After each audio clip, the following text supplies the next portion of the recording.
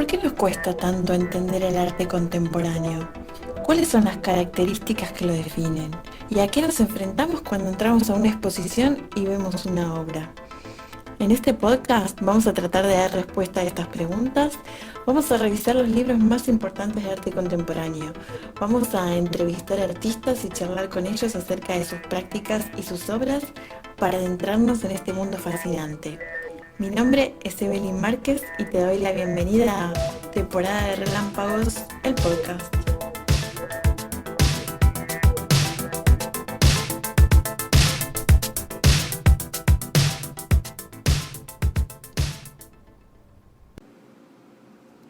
Hola, ¿cómo están? Les doy la bienvenida a un nuevo episodio del podcast de Temporada de Relámpagos. Y hoy me gustaría hablar sobre un hecho muy triste, muy reciente, que pasó hace unos días en la ciudad de Buenos Aires, en la madrugada del 1 de septiembre, que tiene que ver con el vandalismo y la destrucción total de un monumento que había sido emplazado hacía muy poquitos meses, en noviembre del 2022. Y se trata de la escultura en homenaje a María Remedios del Valle, la capitana, conocida como la madre de la patria también, que había sido realizada por el artista Alexis Minkiewicz, uno de los escultores jóvenes más reconocidos en la actualidad en nuestro país, y que ganó un concurso organizado por la Secretaría de Patrimonio Cultural en 2020 para llevar a cabo este monumento.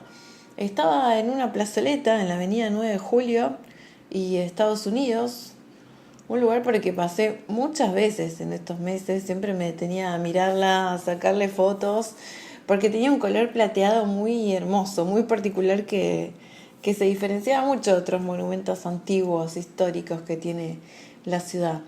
Lamentablemente fue por Alexis que me enteré de esa noticia, después la vi circular por diferentes medios.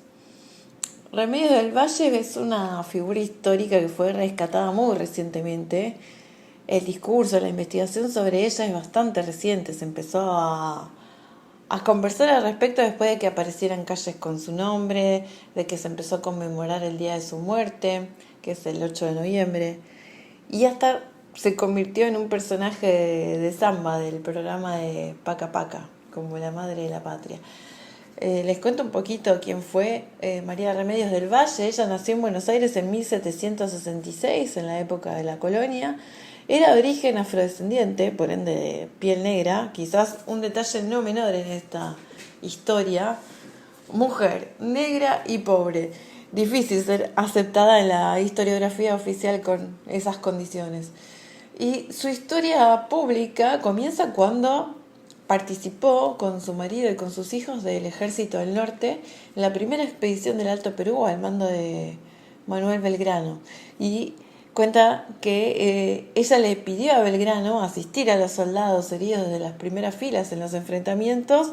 Belgrano le dijo que no, pero apenas empezó la primera batalla ella se metió de todas formas y su ayuda fue fundamental para salvar muchas vidas. Finalmente Belgrano le va a otorgar el grado de capitana del ejército, de ahí es el apodo de la capitana, y participó en las victorias de Tucumán, de Salta, en Vilcapugio, en Ayohuma, y perdió a toda su familia en combate. Todos murieron en las guerras de independencia. Ella incluso fue herida de bala en varias oportunidades, fue tomada de rehén varias veces. Y una vez terminada la guerra, regresa a Buenos Aires, donde no tenía trabajo, vendía pastelitos, pedía dinero y tenía que soportar encima que la trataran de loca, ¿no? Cuando contaba los lugares por los que había pasado y nadie le creía. Finalmente, unos años más tarde, Viamonte la reconoció y pidió que la Sala de Representantes de la Provincia de Buenos Aires le diera una pensión y le concedieron el cargo de sargento en 1829. Y un poquito más adelante, el gobernador de Buenos Aires, Juan Manuel de Rosas, le aumenta la pensión de 30 pesos, que era en ese momento, a 200 y decretó su jerarquía de mayor de caballería, así que le aumentan el reconocimiento.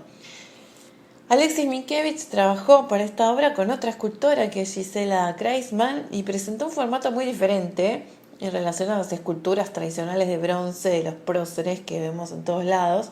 Ellos armaron un render que permitía que fuera reproducido en cualquier lugar donde hubiera una impresora 3D. Tuvieron una modelo que era Luis Yupanqui, que sirvió como de base al monumento, y la producción se hizo entre 2020 y 2021.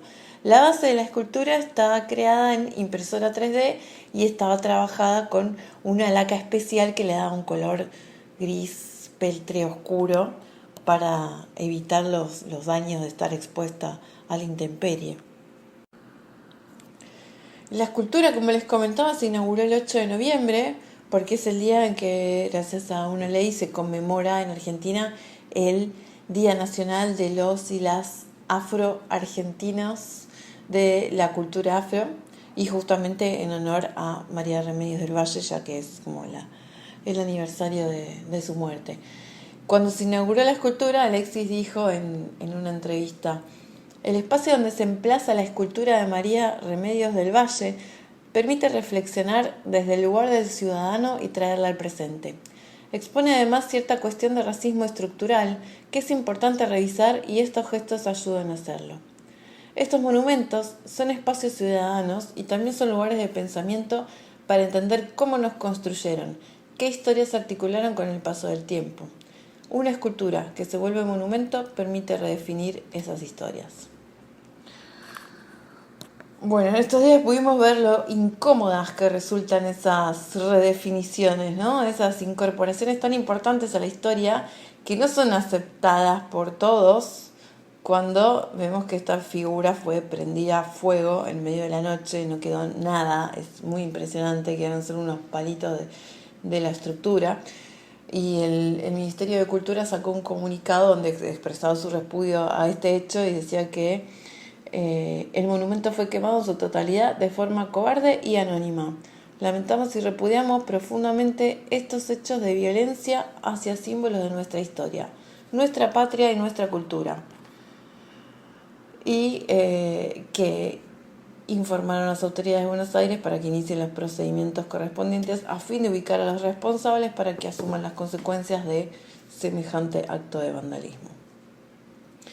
Recordemos que esto está penado por ley. El artículo 184 del Código Penal establece que esto es daño calificado.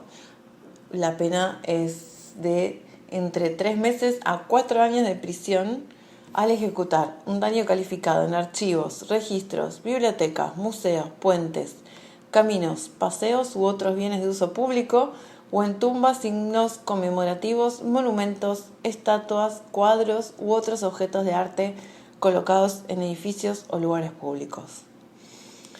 Bueno, ojalá las cámaras de la ciudad puedan brindar alguna información al respecto y tenga algún tipo de resolución este caso, ¿no?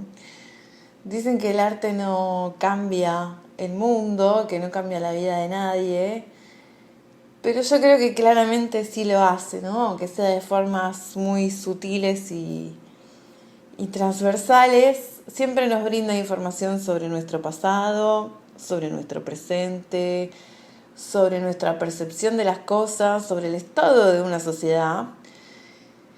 Y a veces punza, incomoda, hasta el punto de querer destruirlo para no tener que enfrentarnos con cosas que no queremos ver, ¿no? Realmente una situación muy triste ante ciertos discursos de odio que una quiere creer que ya están pasados de moda, pero claramente no lo están. Siguen frescos y acechando. Bueno, por otro lado, para cerrar con algo un poco más agradable, quería contarles que con Temporada de Relámpagos seguimos recorriendo la ciudad de Buenos Aires buscando joyas como la fue esta escultura, que esperamos que pueda rehacerse debido a las condiciones en que fue creado. Esperamos que pueda rehacerse a futuro con un material un poco más sólido. Y ahora en unos días, el 24 de septiembre, vamos a hacer por primera vez una visita que se llama Magia y Mística en Buenos Aires, que es un tour fotográfico, porque vamos en compañía de una fotógrafa, Yamilia Migleranza, y también artístico, histórico, por el centro mágico, en la zona de la Avenida de Mayo y todas las arquitecturas fascinantes que tienen esas calles del centro antiguo de la ciudad. Así que para participar de esta u otra de nuestras actividades pueden buscarnos en Instagram o en Facebook como Temporada de Relámpagos, en la web temporadaderelámpagos.com, o pueden mandarnos un mail a temporadaderelámpagos@gmail.com para anotarse al newsletter y recibir directamente todos los meses la información de actividades, charlas, cursos que vamos haciendo y por supuesto sobre el podcast. Entre paréntesis, no se olviden de dejarnos 5 estrellas en Spotify si nos escuchan por ahí. Nos encontramos en un próximo episodio, esperemos un poco más feliz en nuestra temática. Les mando muchos besos. Adiós.